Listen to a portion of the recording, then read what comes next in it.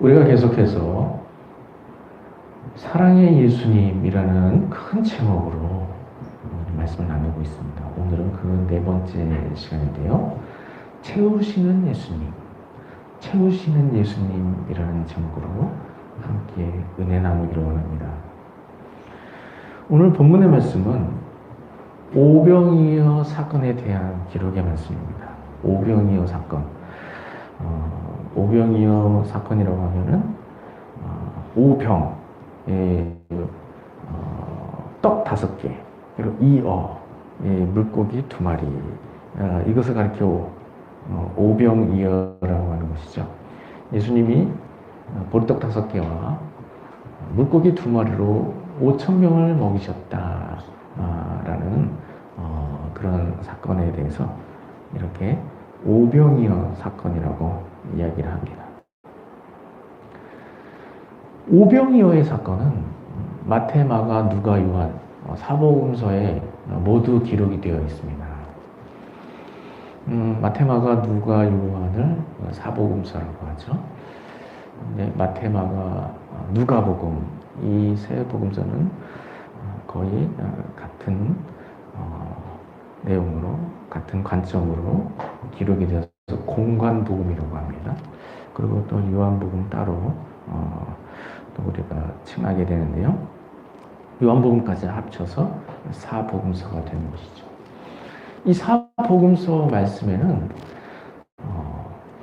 중복해서 기록이 된 사건들도 있지만 어떤 부분에서는 기록이 되었으나 어떤 부분에서는 기록이 되지 않은 그런 사건들도 있게 되는 것이죠.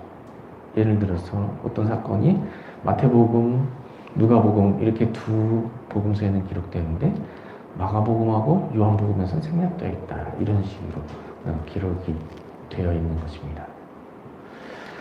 그래서 사복음서에 예수님의 행하신 일들이 기록될 때 보통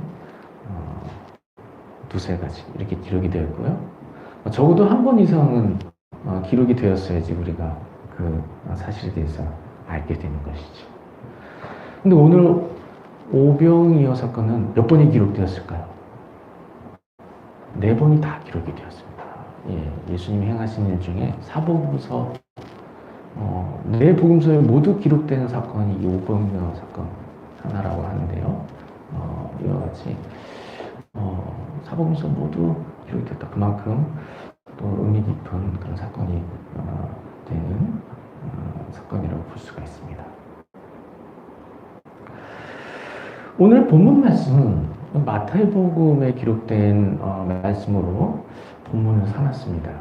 물론 마태복음, 마가복음, 누가복음, 요한복음에 모두 기록이 되었죠.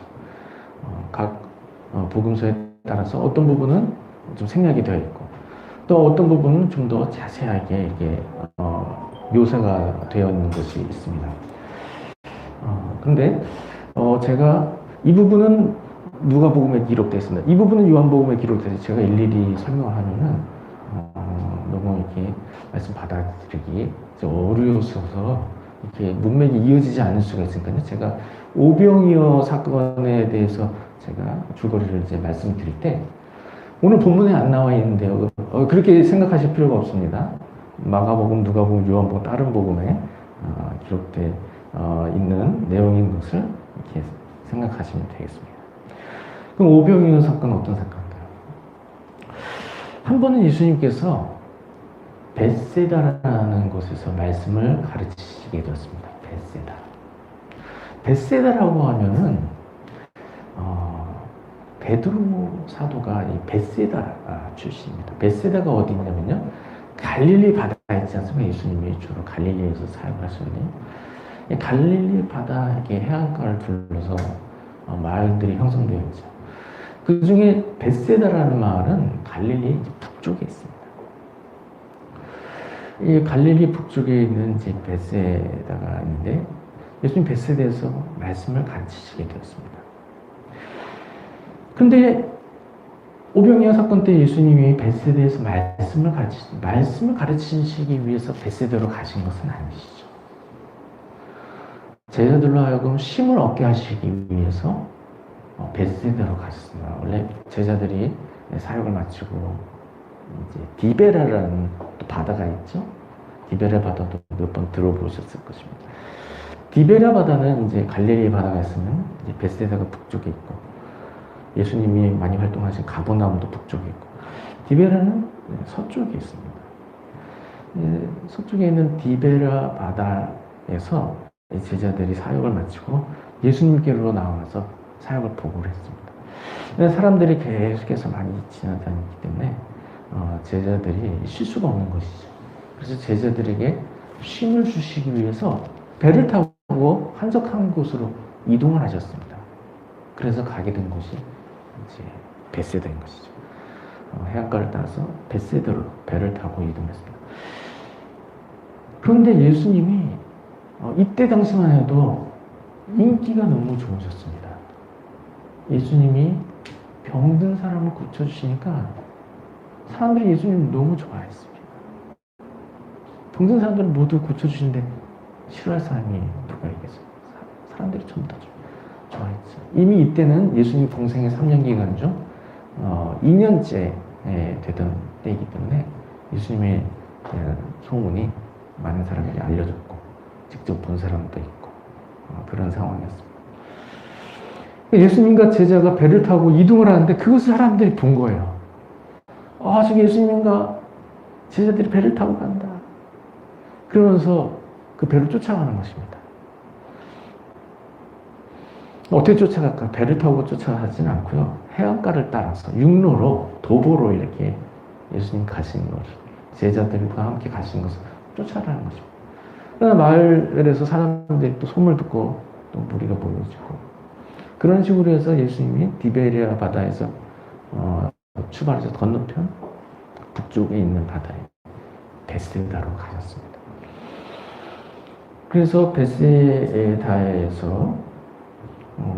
빈들에서 이제 말씀을 가르치시게 되는데 사람들이 많이 모이게 되었죠.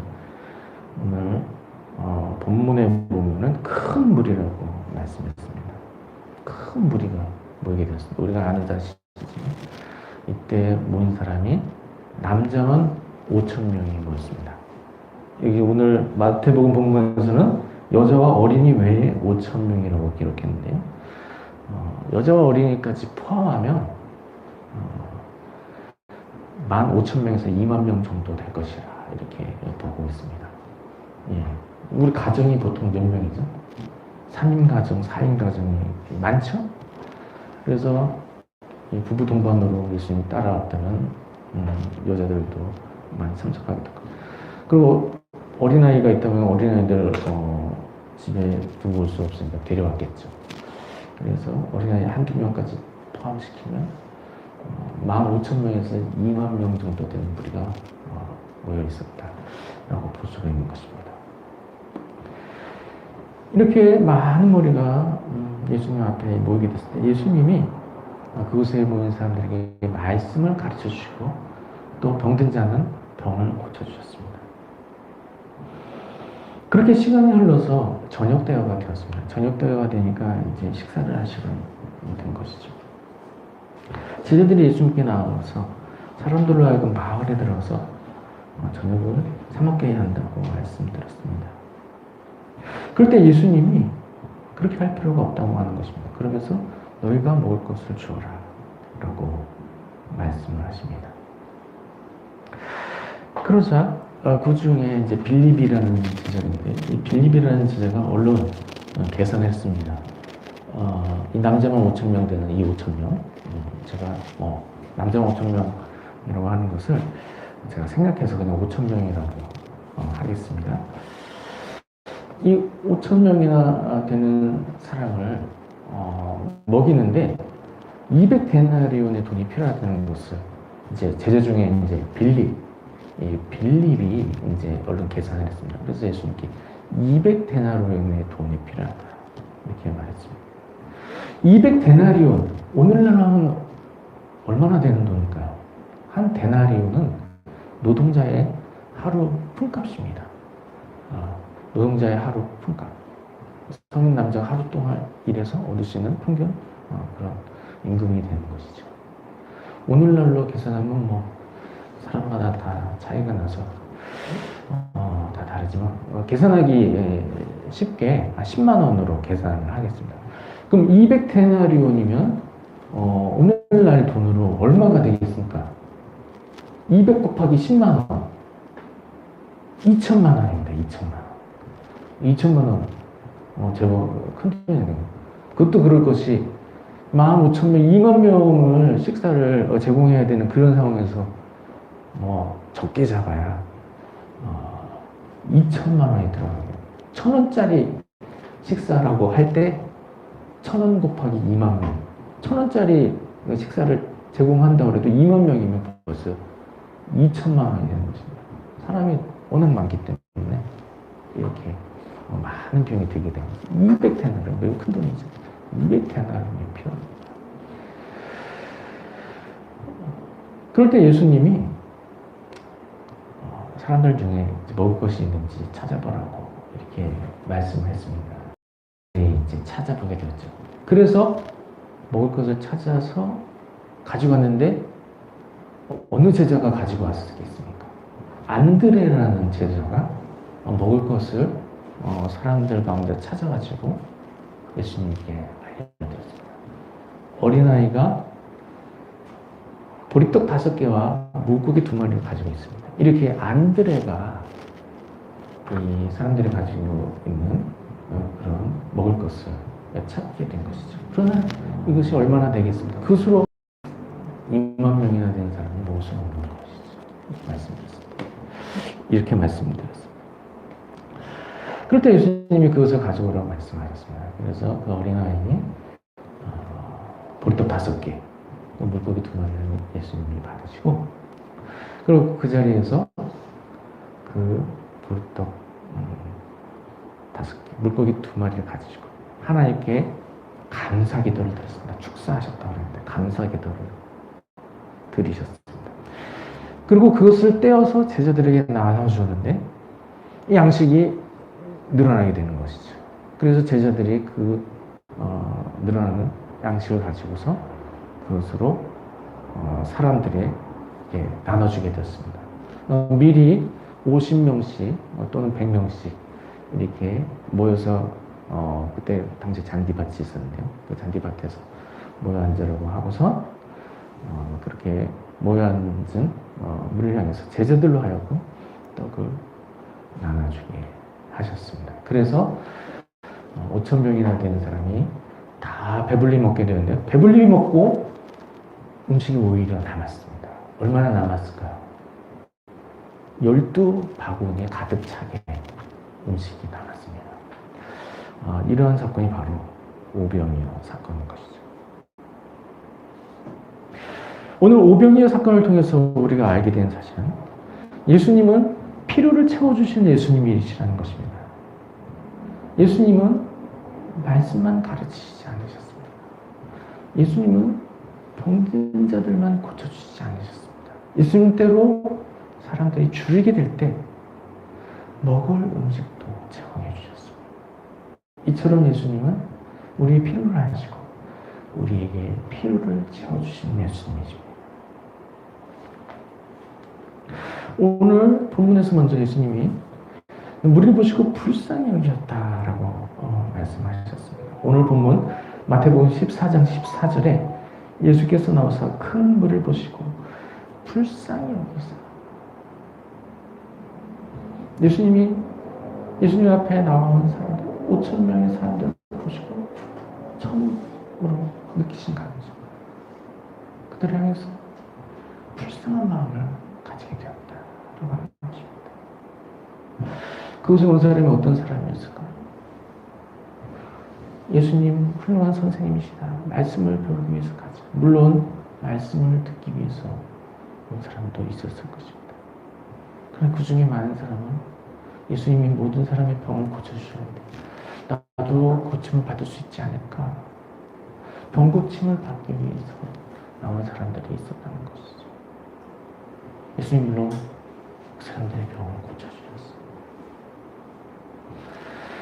예수님께로 나온 사람들, 예수님의 말씀을 배우기 위해서 나온 사람들이지만 예수님이 메시아이신 것을 알기 전까지는 훌륭한 선지자 또는 그 이상 되는 분으로 예수님을 알고 있었습니다.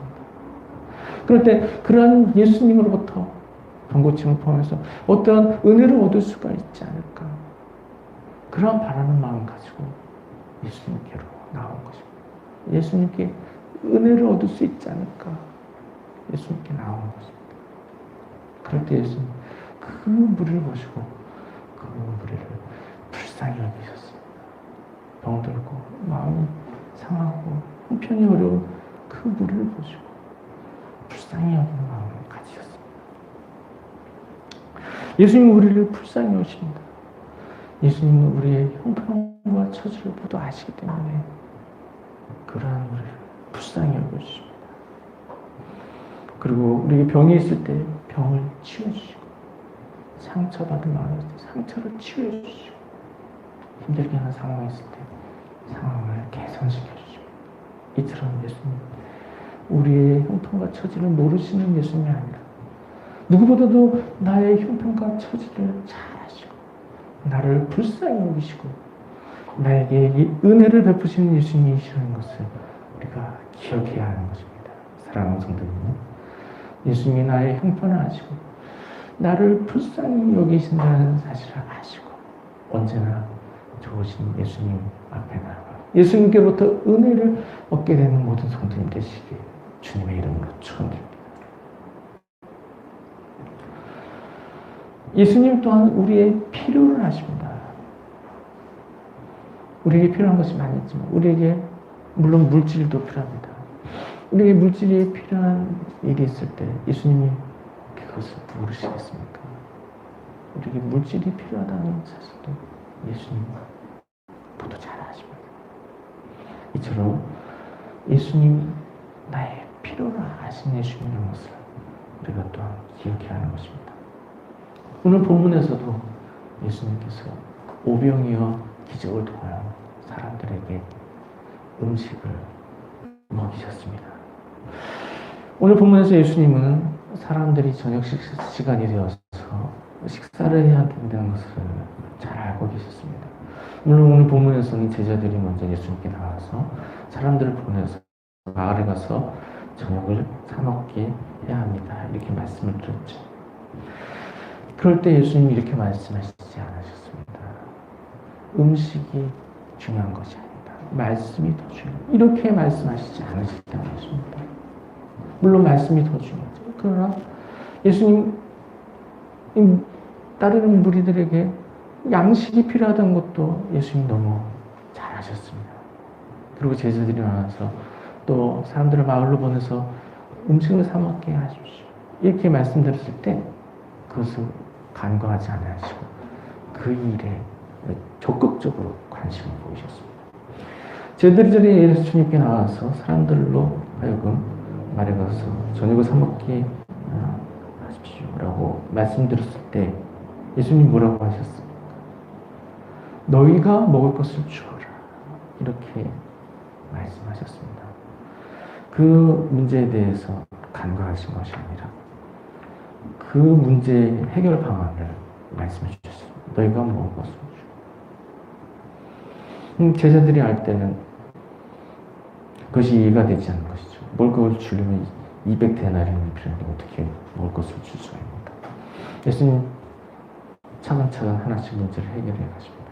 무리들 중에 가지고 있는 음식을 찾으시고 또 한 어린아이가 보리떡 5개와 물고기 2마리 가지고 있는 것을 보셨을 때 그것을 축사하시고 그것을 떼어 나누어 주심으로써 5,000명을 먹이셨습니다. 예수님이 이처럼 무리에게 음식이 필요한 것을 아셨을 때 그 일에 적극적으로 관여하셔서 그 문제를 해결해 주셨죠. 오병이어와 비슷한 사건이 있는데요. 칠병이어라는 사건이 있습니다. 예수님께서 이제 떡 7개와 물고기 2마리로 또 4,000명을 먹인 사건이 이 오병이어 사건에 이어서 바로 나오게 됩니다. 그때는 예수님께서 오히려 제자들보다 먼저 이 줄이게 된 사람들을 불쌍히 여깁니다. 저들을 그냥 돌려보내면 길에서 모두 기진할 것이다. 이렇게 오히려 먼저 불쌍히 여기시는 모습을 볼 수가 있습니다. 이처럼 예수님, 우리에게 먹을 것이 필요하다는 것을 누구보다 잘 아시는 예수님. 우리의 형편과 처지를 누구보다도 잘 아시고 그런 것을 아시고 우리를 불쌍히 여기시는 예수님이 바로 우리 예수님이시라는 것이죠. 사랑하는 성도님들, 내가 섬기는 예수님, 사랑의 예수님이어서 나의 형편과 처지를 잘 아시고 나의 필요를 아시는 예수님이시라는 것을 기억하고서 언제나 예수님께 은혜를 얻기 위해 담대히 예수님 앞에 나가는 모든 성도님 되시길 주님의 이름으로 축원드립니다. 우리의 필요를 아시는 예수님, 필요를 아실 뿐만 아니라 우리의 필요를 채워주십니다. 예수님, 우리의 형편을 알기만 하시는 것이 아니죠. 우리의 형편을 아시는 예수님, 우리의 형편 아시고 우리에게 필요한 모든 것을 채워주십니다. 예수님은 5,000명이나 되는 큰 무리가 출입이 되었을 때 5,000명이나 되는 많은 사람을 일시에 다 모이셨습니다. 예수님, 우리가 잘 알듯이 하나님의 아들이시기 때문에, 하나님의 아들이시면서 하나님과 같으신 분이시기 때문에 전능하신 하나님이신 것을 우리가 알 수가 있습니다. 예수님이 5,000명이 모였을 때 그 5,000명이 되는 무리를 먹이시지 못하시겠습니까? 예수님 5,000명, 아니 그보다 더한 무리가 모인다 할지라도 예수님은 다 먹이실 수가 있으십니다. 이같이 우리가 섬기는 예수님, 우리 필요를 아시고 우리의 필요를 모두 채우시는 예수님이시는 것을 기억해야 하는 것입니다. 예수님, 우리의 필요를 채워주실 때 넉넉한 은혜로 채워주십니다. 5,000명이나 되는 사람이 보리떡과 물고기를 먹을 때 오늘 본문에 보면 배불리 먹었다 라고 말씀했습니다. 본문의 20절에 보면 다 배불리 먹고 음식이 모자라서 만족스럽지 못하게 먹은 사람이 없다는 것이죠. 다 배불리 먹었습니다. 그리고 오히려 남아서 12바구니나 되는 바구니 보리떡과 물고기가 가득 차게 되는 것이죠. 이처럼 예수님 우리에게 은혜를 베푸실 때 넉넉한 것으로 우리에게 은혜를 베푸십니다. 예수님 우리 필요를 아시고 그 모든 필요를 넉넉한 은혜로 채워주십니다. 나만의 삶 가운데서 나에게 필요한 것일 때 예수님이 그 필요를 하시고 모두 넉넉하게 채우시는 것을 기억하는 모두가 되시기 바랍니다. 그래서 우리가 걱정할 것이 없는 것을 우리가 기억해야 하는 것입니다. 예수님이 나와 함께 하시고 나의 형편을 하시고 나의 필요를 하시고 나의 필요를 채워주시기 때문에 나에게 걱정할 것이 없다는 것을 우리가 기억해야 하는 것입니다. 언제든지 필요한 것이 있으면 예수님께 아뢰면 되는 것입니다. 사랑의 예수님께서 넉넉한 은혜로 모두 채워주십니다. 빌립보서 4장 19절에 나의 하나님이 그리스도 예수 안에서 영광 가운데 그 풍성한 대로 너희 모든 쓸 것을 채우시리라 라고 말씀했습니다. 너희 모든 쓸 것을 채우시리라. 은혜 하나님께서 우리의 모든 쓸 것을 채워주십니다. 나에게 필요한 것 하나님께 아뢰면 하나님께서 너그러운 사랑으로 모두 채워주시는 것을 기억해야 하는 것입니다. 우리가 섬기는 예수님, 채우시는 예수님이십니다.